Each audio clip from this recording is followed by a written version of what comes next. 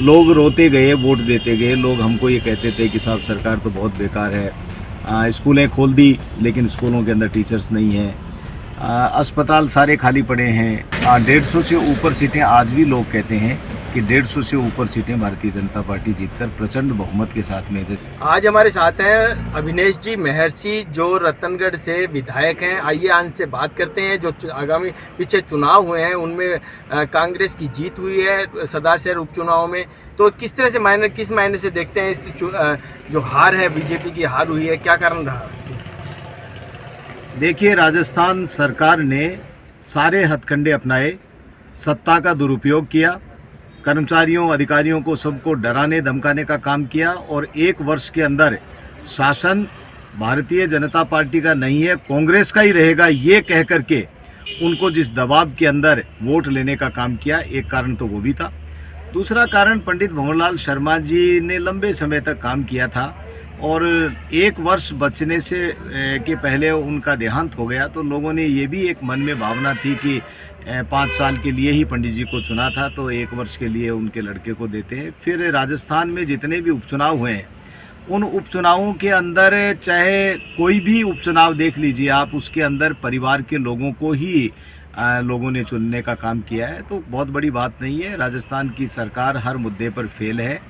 बिजली, पानी, शिक्षा, चिकित्सा, सड़क, सब मुद्दों पर राजस्थान की सरकार फेल है। इसमें कहीं कोई इस चुनाव का कोई फर्क नहीं पड़ने वाला। जो हार है उसमें आरएलपी का कितना नुकसान पहुंचाने में कितना रहा? जो आरएलपी है वो काफ़ी 40,000 वोटों 45,000 वोटों से ऊपर वोट लेके गई है, तो कहीं ना कहीं यूँ नहीं लगता कि जाटों के वोट बीजेपी की और जो आने थे वो आरएलपी को गए हैं?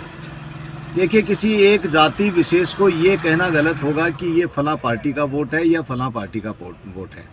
36 कौम जब पार्टियों को वोट देती हैं, जब जाकर के जनता के आशीर्वाद से कोई भी व्यक्ति चुना जाता है। इसलिए मैं नहीं मानता हूँ, ये सब पार्टियाँ अपना अपना चुनाव लड़ती हैं, सब लोग अपने अपने हिसाब से चुनाव लड़ते हैं। कौन किसको कौन सी कॉन्स्टिट्यूएंसी में फ़ायदा करता है, कौन सी कॉन्स्टिट्यूएंसी में नुकसान करता है, ये अलग अलग जगह पर अलग अलग तरीके से इसको देखा जा सकता है। लेकिन मैं ये कहता हूँ कि हर व्यक्ति जो चुनाव लड़ता है वो जीत के लिए चुनाव लड़ता है। इसलिए निश्चित रूप से चाहे भारतीय जनता पार्टी हो, कांग्रेस हो, आरएलपी हो, सब ने अपने अपने तरफ से ताकत लगाई, जोर लगाया और अच्छे संख्या के अंदर लोगों ने अपने मत का प्रयोग किया। पूरे कद्दावर नेता जितने भी थे सभी ने मोर्चा संभाल रखा था बीजेपी से, फिर भी हार हुई, किस तरह से देखते हैं जी सर? नहीं, कद्दावर नेताओं की बात नहीं है। ये तो मैंने अभी बताया ना कि उपचुनाव था और उपचुनाव के अंदर इस तरह के रिजल्ट आते रहते हैं। उपचुनाव को आम चुनाव की तरह से नहीं देखा जा सकता है।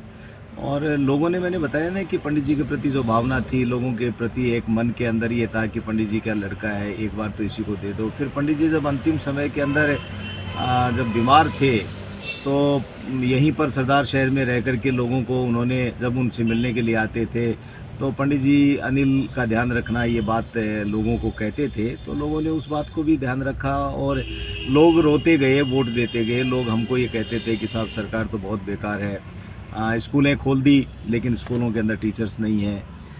अस्पताल सारे खाली पड़े हैं। कहीं कर भी बात कर लीजिए, कॉलेजेस के अंदर एक लैब असिस्टेंट के सारे पूरा कॉलेज चलता है। ऐसे ऐसे बहुत सारे उदाहरण हैं। सड़कों के हालात ख़राब हैं। तो राजस्थान की सरकार हर मुद्दे पर फेल हुई है और ये अटर फेल्योर सरकार है, जिसका परिणाम 2023 में अब लोगों को देखने को मिलेगा। 150 से ऊपर सीटें आज भी लोग कहते हैं कि 150 से ऊपर सीटें भारतीय जनता पार्टी जीतकर प्रचंड बहुमत के साथ में, जैसे गुजरात के अंदर प्रचंड बहुमत के साथ में राजस्थान सत्ता में आई है भारतीय जनता पार्टी, वैसे ही सत्ता में भारतीय जनता पार्टी राजस्थान में आई।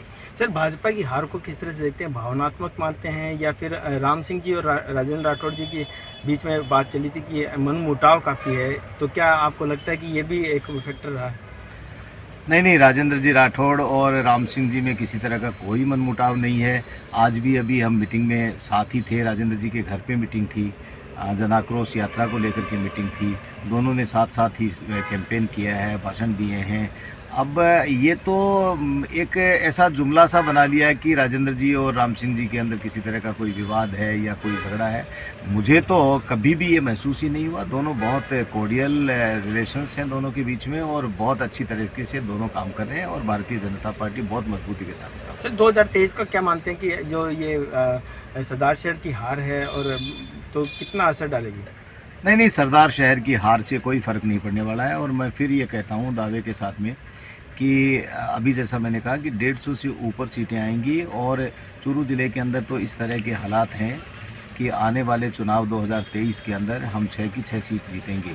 ये अभी जो परिणाम आया, मैंने कहा ना, लोग रोते गए, वोटर रोता गया, देता गया कि साहब कोई बात नहीं, एक बार देते हैं, सरकार भी है, 1 वर्ष का समय है।